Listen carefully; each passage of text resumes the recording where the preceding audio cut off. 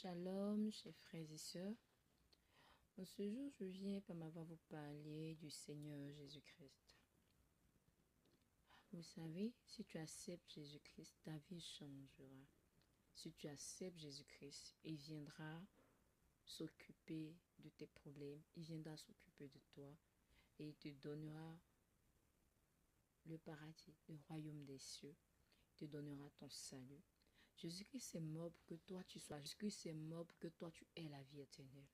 Jésus-Christ est mort pour ne pas que tu souffres, mais pour que à travers lui, ta vie puisse être meilleure.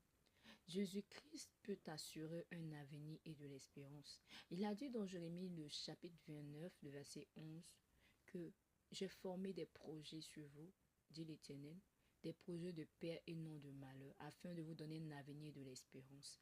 Toi qui m'écoutes, pendant que tu m'écoutes, le Seigneur te donne un avenir et de l'espérance, quelle que soit la situation qui te fatiguait, qui te tracassait. Je dis que le Seigneur te donne un avenir et de l'espérance à travers cette situation.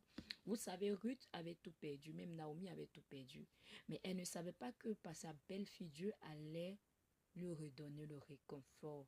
Dieu allait ressusciter sa destinée. Et par le biais de Ruth, Naomi a eu une vieillesse heureuse.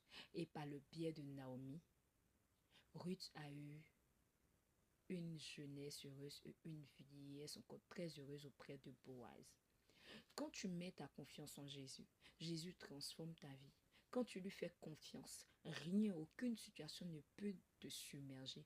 Quand tu as Jésus dans ta vie, je n'ai pas dit que tout sera facile. Les situations, les épreuves viennent pour nous emmener véritablement vers le Christ. Les épreuves viennent pour nous montrer que Jésus-Christ est Seigneur. Nous tirons, Jésus-Christ tire sa gloire des épreuves. La parole déclare, il est écrit dans sa parole que il ne tire pas sa gloire des hommes. Yes. Mais Jésus permet que les épreuves arrivent pour que sa gloire puisse être révélée au monde entier.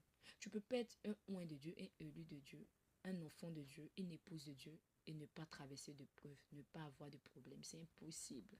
Parce qu'à travers ces problèmes, le Seigneur montre à tes adversaires, à tes ennemis, à ceux qui t'oppressent, qu'il est Seigneur. Même son peuple Israël était pendant combien d'années pendant 430 ans, je pense bien, en Égypte en train de travailler. Mais le Seigneur les a accordé la grâce de sortir et de venir dans le désert. Encore combien d'années ils ont passé dans le désert avant d'aller à Canaan. C'est comme ça quand tu acceptes Jésus. Tu dois vivre. Tu dois vivre. Et Dieu doit te mettre à l'épreuve pour voir si réellement tu es fidèle. C'est ta fidélité qui teste.